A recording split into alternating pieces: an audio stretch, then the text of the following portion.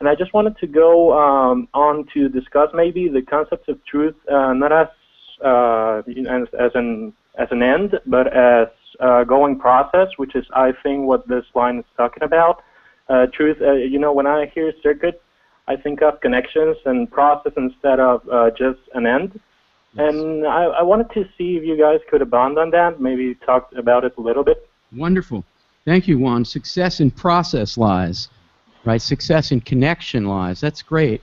And, of course, you're singing with the Modpo choir here by talking about the importance of process over ends. So let's go to Max first. I think Juan hit it on the head. It's a sort of processual or bottom-up almost idea of truth. I want to say existentialist, but maybe Juan can correct me on this since he's the one getting the MA in philosophy. I mean, your PhD in English is not covering philosophy? We don't talk about truth. No. We don't talk about... At the University of Chicago, let it be known, at the University of Chicago, we don't talk much about the truth. No, we sure don't. I'm feeling really good about higher education. No, I'm being funny. Go ahead. I know you're being funny. Yeah, it's almost the kind of I don't want to say it's relativist at all, but it's definitely a way of thinking about truth that's it's about process. It's about existence. It's about doing. It's about things in the moment. So you're affirming what Juan says. I'm affirming That's what good. Juan says. Thank you. Linda, what do you have to say about this? You're on the spot, and I'm sorry for that. That's okay. So, I'm glad that Juan proposed this question because success in circuit lies is sort of the line in this poem that I have the most trouble with. But thinking about it as in terms of that connection and process and sort of springboarding off what other people are saying,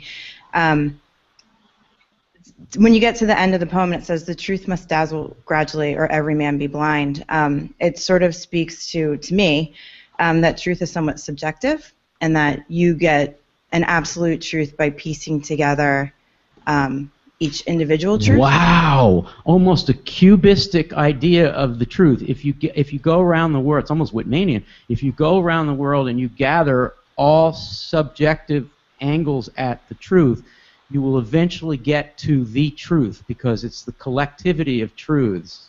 And then that. Are you studying philosophy in the Franklin Building at the University of Pennsylvania?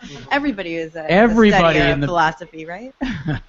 No, and then when you get to that absolute, you have to look at it through your own subjectivity, or else you'll be blinded by. Wow. All right. Well, I'm going to turn to Anna in Boston, but meantime, I want to go back to Juan. Juan, what do you hear so far? Everybody seems to be agreeing with you. Yeah, it's okay. That makes me happy. All right. But I also wanted to maybe complicate it just a little bit. I knew you would do that. Yeah, I'm sorry. I'm a philosopher. Sorry for that. But what I wanted to also talk about is maybe truth, not as a subjective way, but just truth as the process itself, because I think there's a little bit of a difference over there. And I wouldn't relate it necessarily to existentialism, but definitely existentialism picks up on Nietzsche in this way, in Eternal Return, and just truth as a constant going back to the same thing.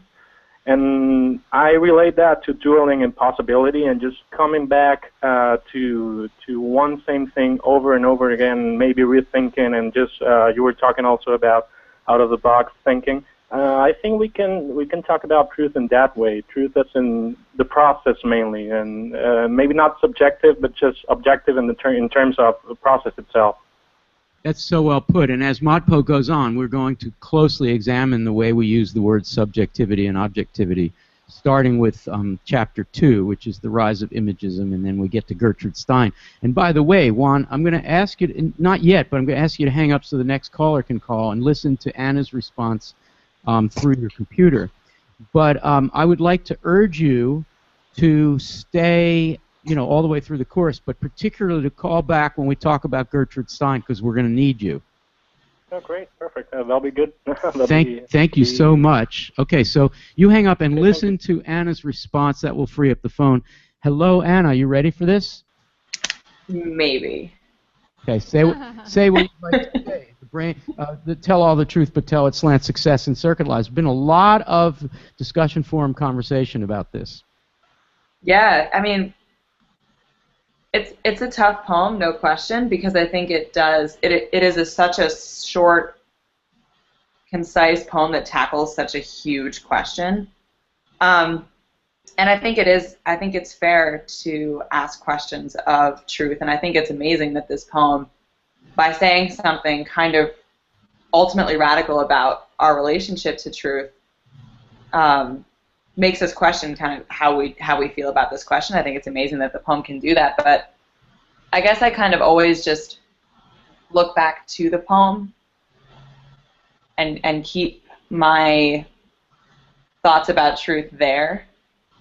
And maybe just listen to the words of the poem and the form of the poem to think about this question of truth. I want to thank you, Anna. I want to take a poll. I've never done this in a webcast. I'm actually going to ask for a show of hands, okay?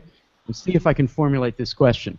So Emily Dickinson talks about the surprise, the superb surprise, and she talks about kind explanations, which give the truth gradually, right? And she talks about the consequences of not doing that, which would be that everybody would be blinded by the truth if we didn't tell it slant. So my question is simplistic, binaristic question, but I just want to get a poll to see where we are. And I invite everybody in the forums to do the same thing.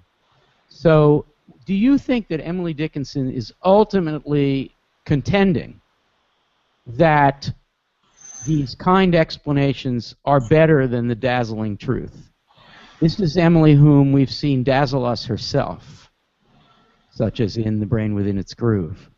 So the question is, raise your hand in a minute if you think that Emily really is valorizing, affirming, and supporting the kind explanation that might diminish the surprise that could blind us.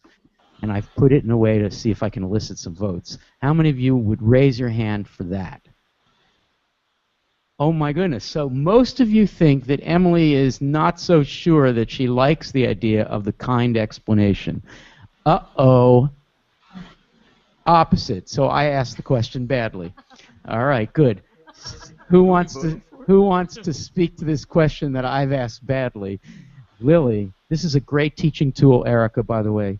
Pose a question, binaristic question badly, have people revolt against the question, and then you get a really excited, and the truth will dazzle gradually as a result. It's meta-pedagogy. Go ahead, Lily. Okay, well, I'm not 100% sure on my answer here, but I think you aren't? She's more talking about a mode of, almost maybe even a mode of teaching. Like, she doesn't want it is teaching. The, like, children. Truth. She doesn't want like a truth bomb to drop on someone and be like a truth bomb. Yes. Use of direct telling of truth to sort of control or have power over people. She wants a more a kind explanation or a circuitous explanation so that whoever is receiving the truth can participate a little bit more. So we found Emily Dickinson in a Whitmanian social pedagogical moment where she wants the recipients of her meaning to form a congregation, I mean in the etymological sense, a communion or a circuit